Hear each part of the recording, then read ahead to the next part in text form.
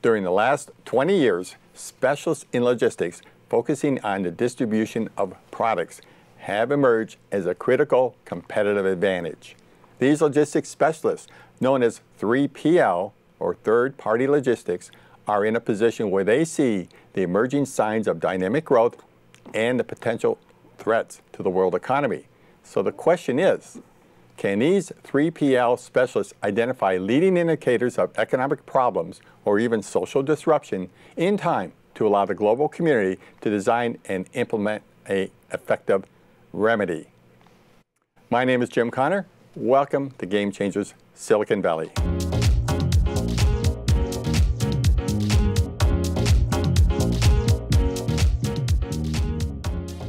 My guest today is Mahaveer Jain, the CEO and founder of Source Select, a 3PL company that manages all aspects of a client's distribution system.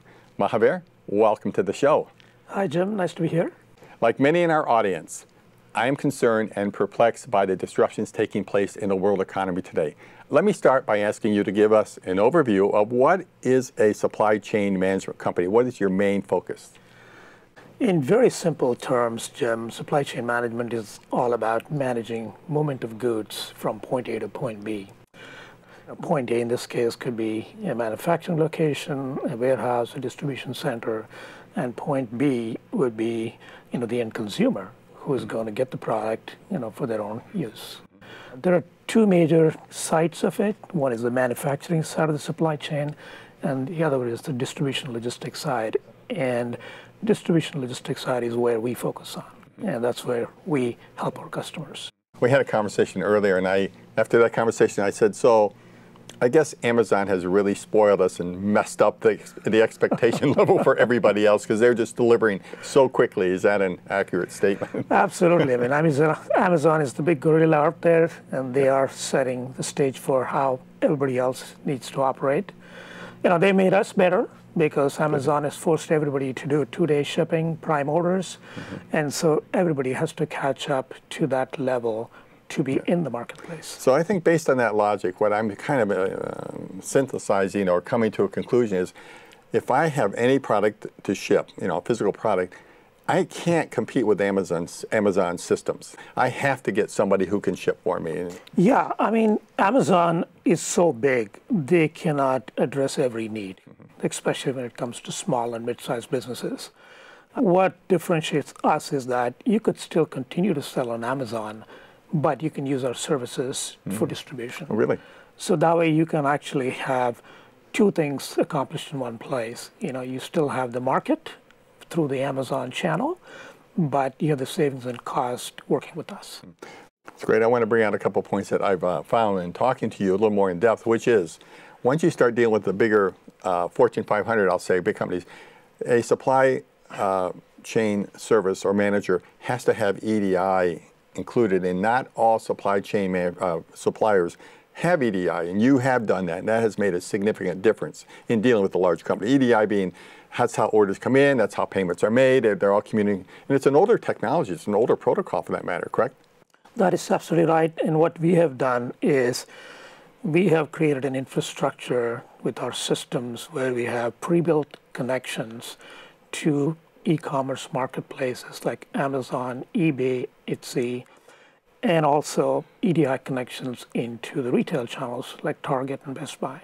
So if you're a customer coming to us, doesn't matter what channel you're using to sell your product, we have a direct connection into it. Good. So orders flow into our system and seamlessly get shipped out. Okay. I've talked to a couple of your customers, and they had some very interesting stories, and essentially you saved their business, is what it came down to. Swivel was quite interesting. They were really in a world of hurt because their products were manufactured in China and there just was no shipping. So I want to go to one other area that's just very, very current now. I'll let you share with our audience some of the things you told me as of today or yesterday about the backlog in shipping and what's going on with manufacturing and shipments, I should say, from China. COVID has disrupted supply chain globally. Factories are not operating at full capacity. The supply of parts have not happened in time, which has affected the manufacturing right in the beginning, right? After that, there's not enough products and enough capacity to move products quick enough And just last week, we learned that there are about 118 vessels waiting to be cleared. 118 LAX, ships. 118 ships in LA and 50 in Oakland. So imagine that there are customers waiting for products, or there are customers who are trying to do something with it, and they don't know when the products are going to get released from the ports, and which means that truckers are waiting for products to come out of the ports before they can take it to Target or the Best Buy. And obviously, end consumers, are not able to find certain things which they were able to find at any time. So just for our audience's benefit, and you've already shown me because I've been at your site, you have a warehouse and you have all this online ordering and shipping, and you're right there next to FedEx and next to UPS out in Tracy, and that's one of the major trucking lines up and down California. And you just get orders over the internet that print out or come to you, and you just pull the orders, get them out there, label them, and ship them right away. Absolutely, yeah. It's very, very seamless. Once the connections are made with the order channels, then our warehouse is getting things out the door the same day. I just want to go back then. I want to finish this idea about the 118 ships in Los Angeles and 50 here in Oakland. There's no relief in sight, I take it. Well, yeah, I mean, COVID has affected everybody globally. So we are dependent so much on other countries, with manufacturing, mainly in China. And in fact, there was a recent outbreak in northern China, which has forced cargo to be shifted from Shanghai ports to Hong Kong, which has stressed Hong Kong and Taiwan ports. And so airlines flights have been canceled from Shanghai to US and Europe. So the supply chain is under a lot of strain. And then added to that, you've been hearing news about the infrastructure bill. Right. Yep. Right. So US is way behind. We're not able to handle bigger ships coming into our ports. So our ports need upgrades. So there's a combination of things that need to happen in order for this to really get back to normal. You explained to me yesterday, it's really the size of the slip where the ship comes in and docks. The ships are larger than we have facilities to successfully or efficiently dock and unload them. That's correct. That's correct. Wow. Is that across the board in both Los Angeles and It is across the country. Across the country? Yeah. And is this going to be like we need to go in and build more port facilities, or do we rehab or rebuild the ones we have? I'm not sure what, maybe experts will say that, but it definitely needs an upgrade, whether it is, like dismantling what you have and rebuilding them, or is it just an upgrade? Okay. But definitely it's an upgrade. Same on airports, you told me, too. Yeah, same thing on airports as well. Good. Yep. Well, this is a really remarkable story. I want to stay in touch with you about it, but I do want to hear about how did you come to found this business? What led you one day to go, hey, I think I want to go become a supply chain management company? I wasn't looking for this, Jim. This just really happened.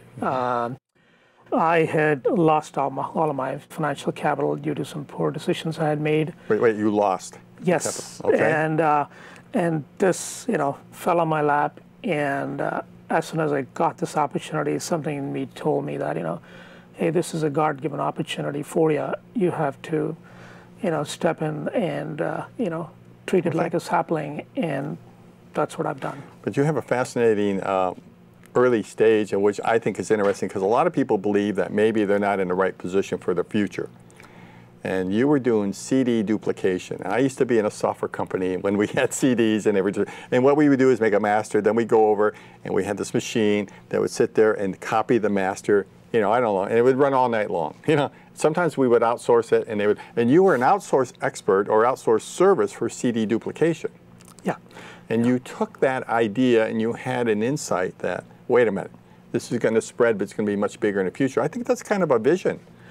When you're in a spot where you're kind of looking and operating the business each day, you are very focused on what's happening out there.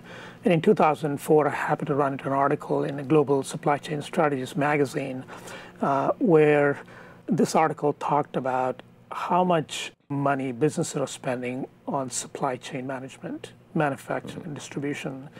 And I was blown away by the percentage. And I said to myself, this is exactly what I'm doing. And if I could step in and save even 10% of this cost and this spending, it could translate to hundreds of thousands of dollars in savings, depending on the size of the company that we're going to work with. Was it smooth building a business? Did it go pretty well, or did you have some No, we had our doubts? ups and downs. We had our ups and downs, but I kind of vetted the idea by kind of test marketing it and getting a feel for it. And then within about 6 months, I realized that we were on the right track. And then I, went with that idea, expanded the business, and then now we are in the middle of the e-commerce business. So now, one thing that's interesting, you didn't really want to sell this business. You've turned it into essentially a lifestyle company, if I'm correct, and you've now pursued your personal goals along with running the business efficiently. Is that? About 2 to 3 years ago, Jim, I kind of came to the realization that I need to balance my life a little bit more and decentralize, how the business runs. And so what I started to do was to bring on people into the company and empower them to run the business. And, I started telling them that, okay, think as though it's your business. How would you solve this problem? And so I challenged people to think on those lines, and COVID accelerated that for me, because without being able to meet people or connect, you had to figure out a way to run your business remotely. So that accelerated it for me. And right now, I'm at the facility only once a week. Once a week? Once a week, and that's it. And the facility is running by itself. And you must have had a way to, shall we say, find out the ones who weren't going to work out and follow that, adopt the culture, put it that way. Did you have to go through a lot of people, or did you have a superior recruitment procedure? I did get some help. I have a senior business advisor, Larry, who has helped me tremendously in bringing the right type of talent. And you can't, really do everything yourself. And so I think Larry has helped me quite a bit in kind of putting an infrastructure. Yeah. We didn't talk about this, and I like to prepare my guests, but I have to ask you this. For every successful entrepreneur out, they have to reach a fork in the road, and when they decide, I'm either going to replicate myself, or I'm going to get people who will confront my weaknesses, if you will, or fill in my weaknesses, but tell me where I'm wrong. Which way did you go? It was a learning process. Initially, I was expecting people to do it the way I did it, but I realized that that's not the best approach. Okay.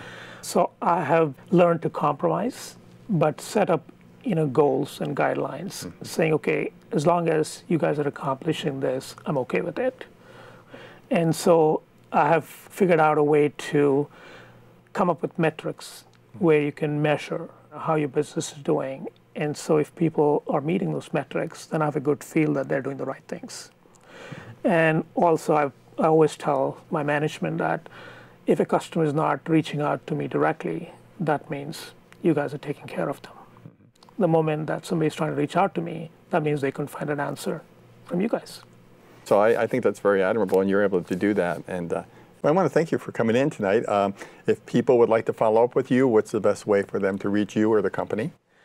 There's several ways they can reach us. Go to our website, and you can contact us through that. SourceSelect.com. SourceSelect.com. Oh, I'm sorry. It's sselect. sselect.com. No wonder I couldn't find your website all these days.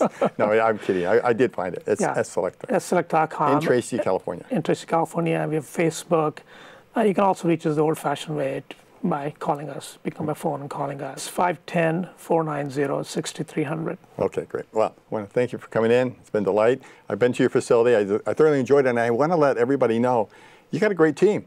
I've been to lots of businesses, and you find there's some frictions there. This team is, from everything I could see in the visit I made, 2 visits, pretty strong team you've got, and they're working together. So congratulations on that accomplishment, and I want to wish you every success going forward. Thank you so much, Jim. Thanks for having me.